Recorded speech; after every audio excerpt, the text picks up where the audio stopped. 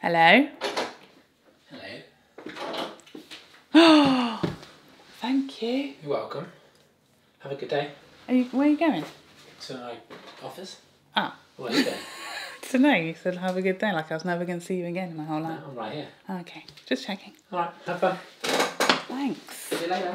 Hi guys, welcome back to my channel. I hope you're having a great day so far, and welcome to today's video, which is going to be myself reacting to your unpopular opinions. So without further ado, let's get started. Thank you as always so much to all of you who submitted an unpopular opinion. I say this every time, but every time you surprise me. Every time we do these videos, I think I'm just going to get ones that we have already covered. We've already done before, and we always do get a few that we've covered before, but you guys always have the juiciest opinions, and there's always new ones. So thank you so much to everyone who submitted one. I'm going to get through as many of the new ones that we haven't done before as possible. Let's get it on. Let's get it on. Sarah says, lash extensions look like doll lashes. Sorry. Don't be sorry to me, I don't have them. But also, that sounds like a compliment to me. Are you saying that's bad? Doll lashes. Doll lashes. Like, I want to look like a doll. Is it bad? Here's the thing about eyelash extensions. I've never had them, so I don't know how I would feel about them on me. I've never wanted or been interested in getting them. I just don't think they're for me. But I have seen a lot of them, like a lot of pictures on Instagram, a lot of TikToks of lash techs, you know, doing lash extensions.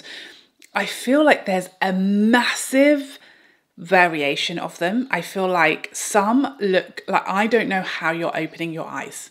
It looks heavy and weighty and very fluffy, like you've got a moth, a giant moth attached to your eyelid. So that's strange. I don't understand those ones. But I've also seen some really nice natural ones as well. So I feel like there's a really wide range as far as how far you can go with it. Apparently the limit is not there. It's a pass for me, but you know, each their own.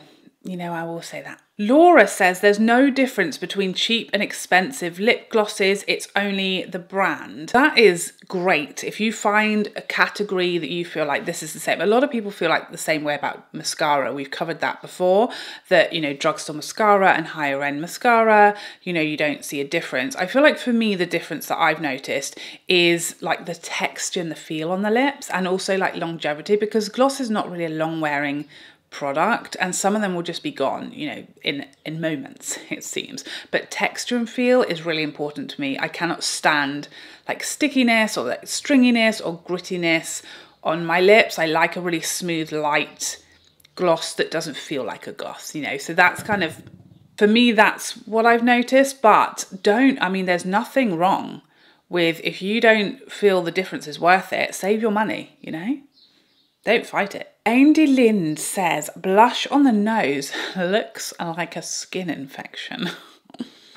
Ouch. I haven't got on board with the blush on the nose trend. I can't say it's ever appealed to me. It's not something that I see. I think, here's the thing. I think it's something that can look very beautiful and artistic and effective in photography, if you know you're posting for Instagram or you're a makeup artist posting editorial makeup. I think it can look stunning, very pretty, very eye-catching, very artistic, but it's not something that I'm going to go around doing. It's not something that I feel would work for me, the way I do makeup, my lifestyle. It's just, yeah, it's not for me.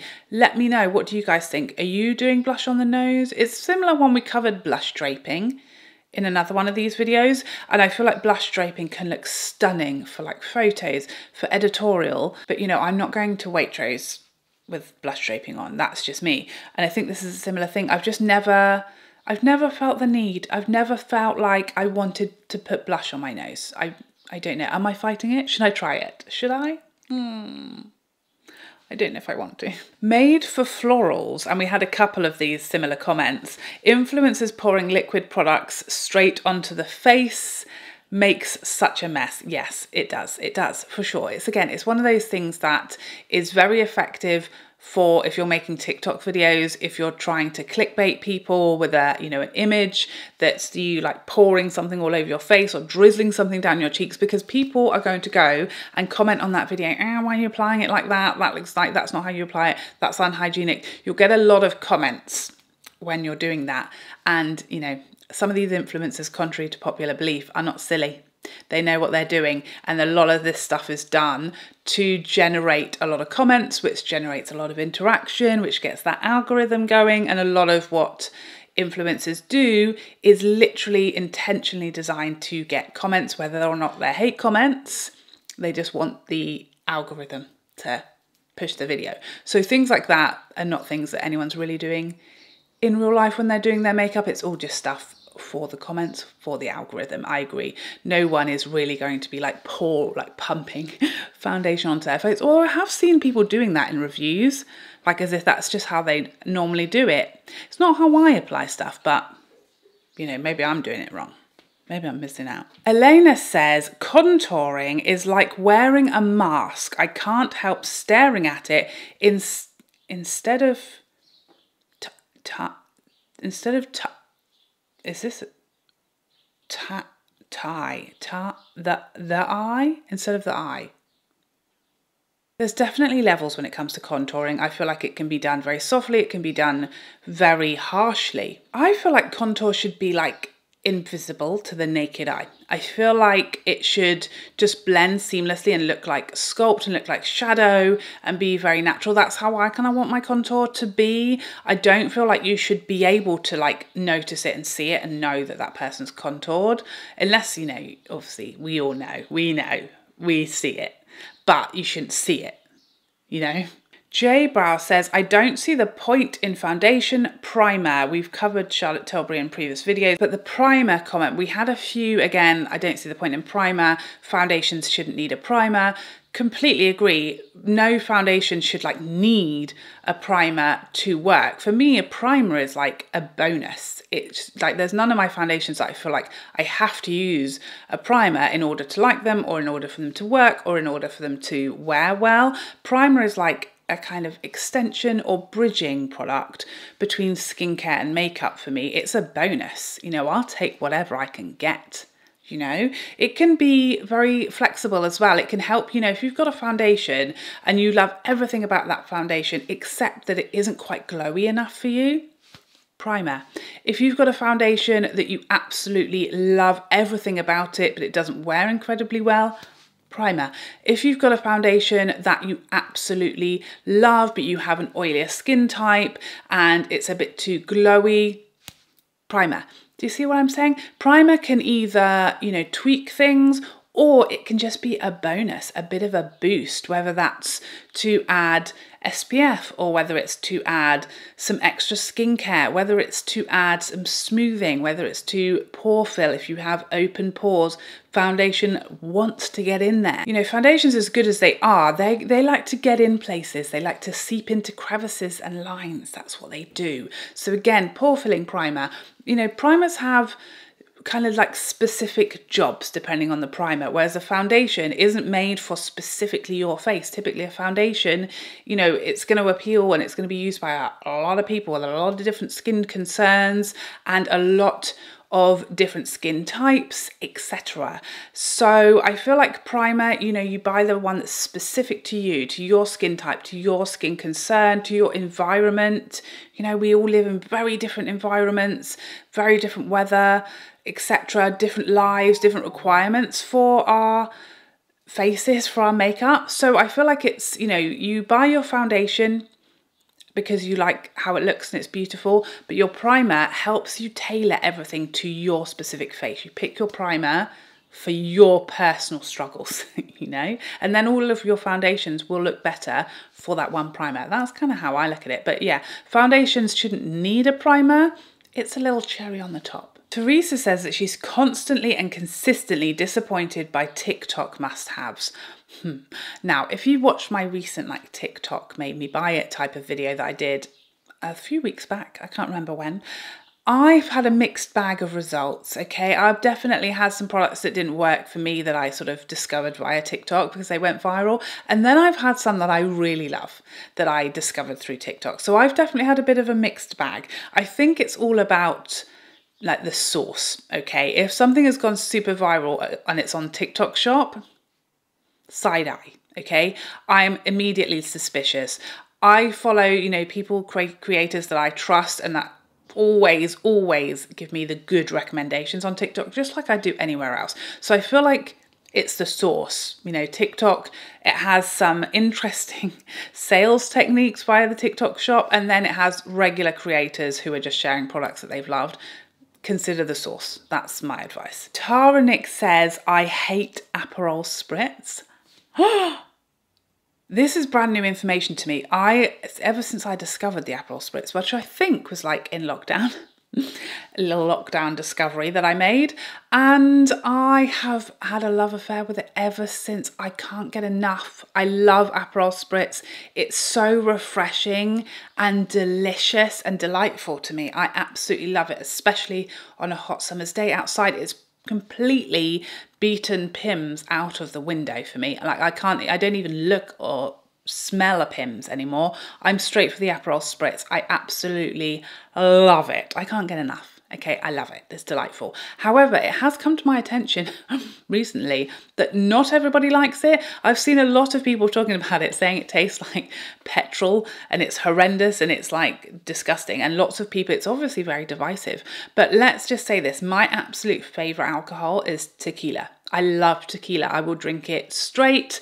I will drink it in the strongest, most potent margarita. I will drink it with tonic. I absolutely love the taste of tequila. So I do appreciate that, like, you know, I was a bartender for years. So yes, I think my taste buds and my tolerance when it comes to like potent alcohol tastes is not like the average. So yeah, maybe, I don't know. What do you guys think? Aperol spritz, yay or nay? What are we saying? For me, it's a yes. I will have yours, gladly. Testina says, I'm not a fan of the underpainting technique. Do you know, I've never really properly tried it, okay? I am definitely a creature of habit, and the underpainting, I feel like in theory, it's no more work than what I usually do. It's just like the other way around, but I just feel like it seems like a lot of work. Do you know what I mean? I don't feel like it can be. It's the exact same like number of products and application, but you just do everything before foundation. So I don't think it can be more work, but it seems like it. So I'm out, okay? I've never tried it, so I can't say I don't like it because I haven't tried it. And I don't really want to. I can't be bothered, okay? I've made it to 39, doing it the other way around. I don't want to change now, okay? I don't like change. I don't like it. No, don't make me. So yeah, I agree. It's not that I'm not a fan of how it looks. I think, great, it looks fine, but it does look basically the same to me as doing it the other way around. I'm not noticing a massive like wow factor difference that's making me want to do it that way. Let's say that. Steph loves to sparkle. Love it. Says, I still have to find something from Lisa Eldridge that I really like. Here's the thing. I mean, I think in previous episodes we've covered people who don't like anything from Natasha Denona, people who don't love anything from Charlotte Tilbury, people who don't get the hype with Pat McGrath. I feel like we are all very different. And I don't like that people who, you know, try a brand or try a product that is very, very popular and everyone's saying they love it, or it feels like everyone's saying they love it apart from you, and you don't get it and it just doesn't work for you, or you just don't love it as much as it seems like everybody else is. I don't like that people feel like they're in the wrong, or they're missing something, or they're doing something wrong, because we are all very different. We have different skin types, different skin textures, we're all different ages, we all have different lifestyles, different environments. Products do not work the same for everybody, but we also have completely different preferences. You know, we like packaging that others don't like. You know, what we think is beautiful packaging, someone else hates it or thinks it's ugly. And then, you know, texture is very important. People like certain textures and others have different requirements as far as opacity. Some people want full-on pigmented lipsticks, others want something sheer and natural. We are all very different beasts. And you know, I'm like the opposite. I I struggled to find anything that I didn't absolutely love from Lisa Eldridge, but that is a brand, much like Charlotte Tilbury, that I absolutely love, and the brand just really suits me and my preferences and my taste and my skin type, and everything from those brands pretty much works beautifully for me. But we're not all the same, and it's completely fine and normal. You're not in the wrong. Your opinion is not like invalid because other people like it or because I love it. It's, you know, it's just that we are different and we like different things, and it's completely normal and fine, and you're not missing out and you're not doing anything wrong. The brand is not for you. That's absolutely fine, you know. Brands are different. There are lots of people who are obsessed with like Chanel eyeshadows, and I've never been that into them. Lots of people who love Tom Ford eyeshadows. I've never really loved the brand for eyeshadow. A lot of people hate the Charlotte Tilbury mascara. That's my holy grail, you know. It's all fine. We are all different. And that's okay. You know, I would just suggest, like, stop trying to make it work for you. Maybe that's not a brand that works for you. It's not a brand that's going to appeal to you as much as it does others. You know, invest your money in a brand that really, really does it for you, really tickles your pickle. Stop trying to make Lisa Eldridge happen. You know, she's not for everybody. She is for me. So, you know, it's more for me. So that's all good. MSATs says more cream products in summer makes no sense. Hot weather makes them slide off. It is funny how all of the cream products come out in summer. I think it's more so the fact that cream products kind of give you more juicy, glowy, skin-like feel as opposed to powders, so that's kind of why people typically lean towards them in the summer. But you're right, they generally don't wear as well, especially under like intense heat and weather. But you know, not everybody needs their makeup to wear super duper well. You know, I think that's something that I've learned, is that, you know, my job and my lifestyle doesn't really require my makeup to stay perfect for like 8-9 hours. Like, I might only leave the house for 2.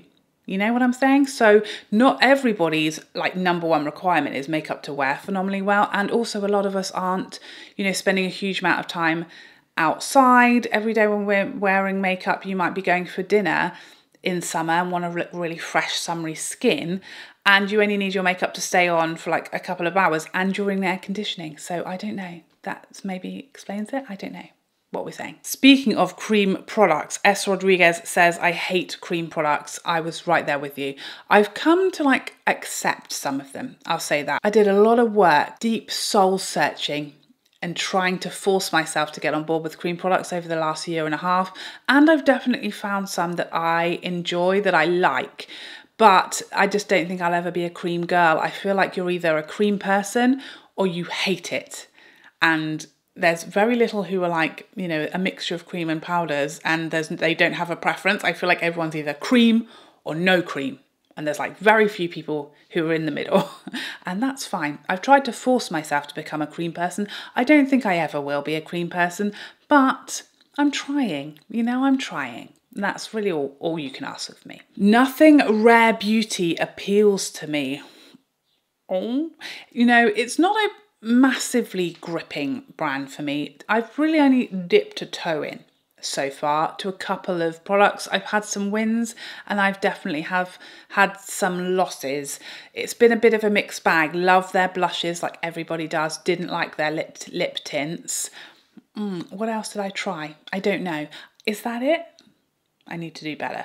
Yeah, definitely a newer brand to the UK market, so I'm still sort of dipping and dabbing toes in the water, but it's not one that massively, you know, with every launch I'm running out and grabbing everything straight off the shelves. So yeah, it is what it is. I think it's, again, one of those brands that has a very niche or very specific aesthetic to it that, you know, is going to be one of those that you're either a Rare Beauty person or you're not really, because it does have quite a specific, you know, niche, with everything being cream and quite natural and like dab a bit here and there, that kind of makeup. You know, the sort of lighter did I wake up like this, or is it Rare Beauty? That's kind of their vibe, I feel like, and that's either for you or it's not.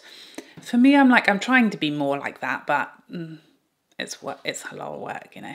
L'Oreal says, I usually find highlighter to be unnecessary because my foundation, blush and bronzer are usually enough to make me glowing. I mean, My foundation, blush, etc. are typically glowy. I'll say that. I don't have a limit. I want to be like the glowiest glow monster going. So highlighter is like very rarely not on my cheeks, okay? Even if I have a super glowy blush, I just want more, you know? I just can't get enough of the glow. But, you know, each to their own.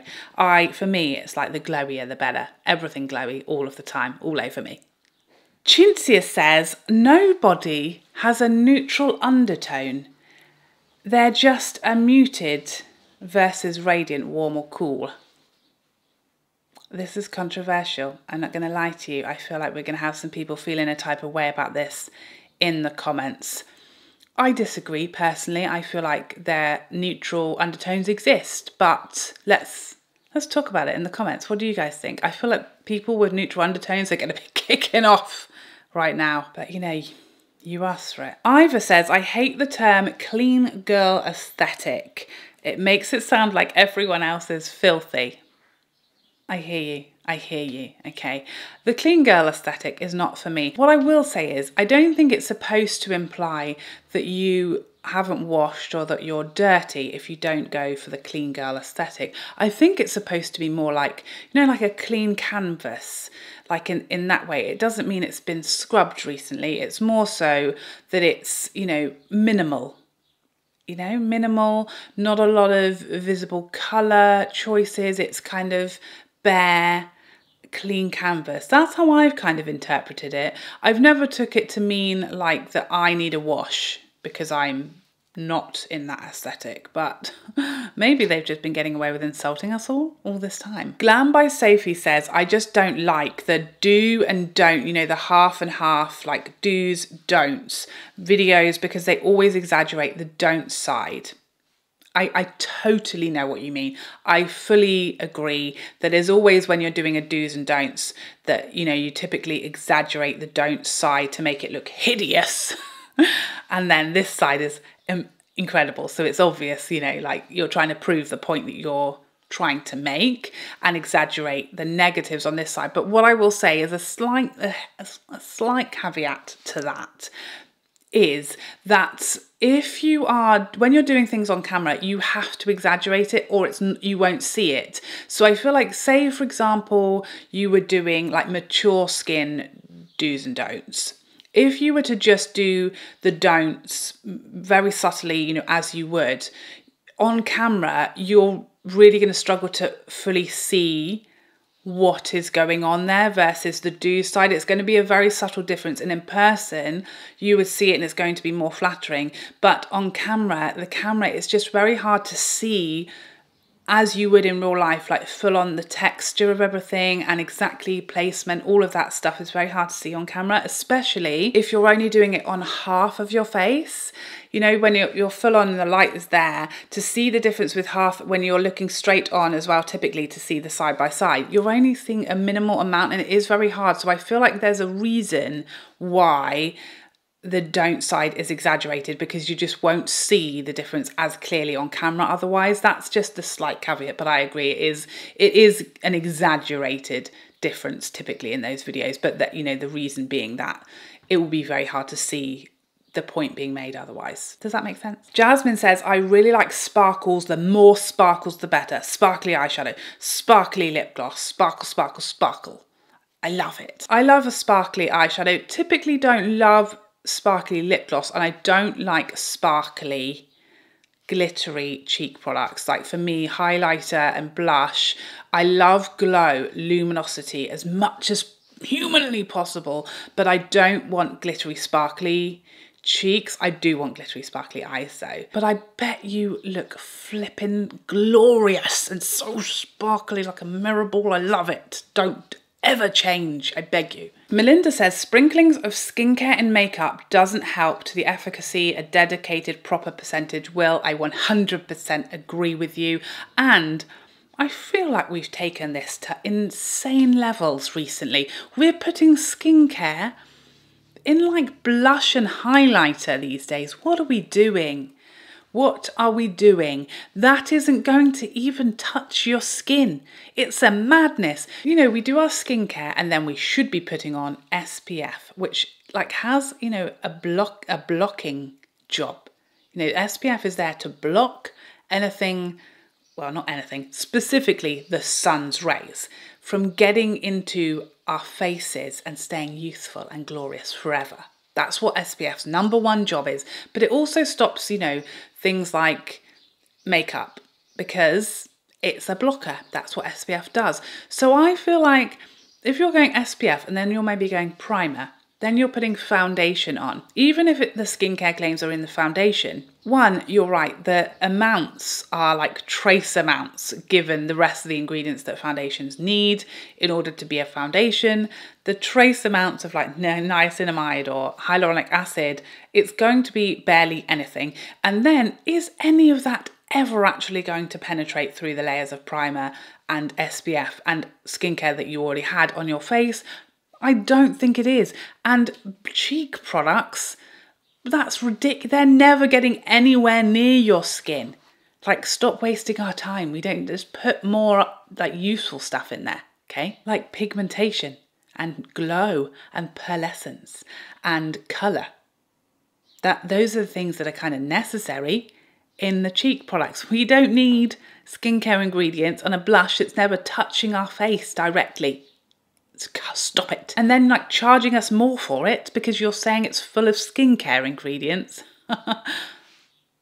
We see you. Ems2612 says, Charlotte Tilbury's contour wand formula is so patchy. I can't get it to work on me. I'm so sorry about that. I actually used it today because I was just, although I'm very familiar with it, I love it. It's like my favourite contour wand. I just wanted to use it today, so I had it fresh in my mind, my experience. You know, how easy was it? Did I have any issues? I don't and have never had any issues, particularly with patchiness with the Charlotte Tilbury wand. What I wonder, I mean, there's a lot of questions. I have a lot of questions for you. What I wonder is whether the patchiness you're experiencing could be, rather than the product going on patchily, is it potentially that during the application process you are disturbing or picking up some foundation? Because that's happened to me before. I think something looks patchy, but what's actually happened is I've lifted up what's underneath and that is then giving me a patchy cheek, but it's actually where the foundation has come away or products have come away, and so you're seeing bits of skin and bits of foundation and it's a patchy looking mess. So that would be my advice, is to, you know, really ensure that whether we're dealing with picking up of product underneath or the product itself being patchy, is it in date? Is there anything funky that's gone on there? Application process, are we working quickly enough? It's not one that super quickly dries down for me. You have some time, but yeah, I mean, I would say start off by working as quickly as you can in areas, pushing the product in, not buffing, like tapping it in with a brush or a sponge, because you want to keep it nice and strategic, so you don't want to be sort of buffing it anyway. Gently goes it with maybe a flat brush, and yeah, see, I don't know. Maybe it just doesn't work for your skin type. Maybe it's fighting or arguing with your foundation. Maybe there are competing ingredients in your foundation. Could be that.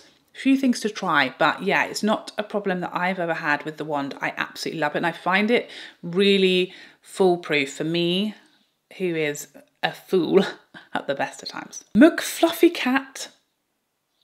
I love it. Nars foundations are massively overrated. Oh, interesting.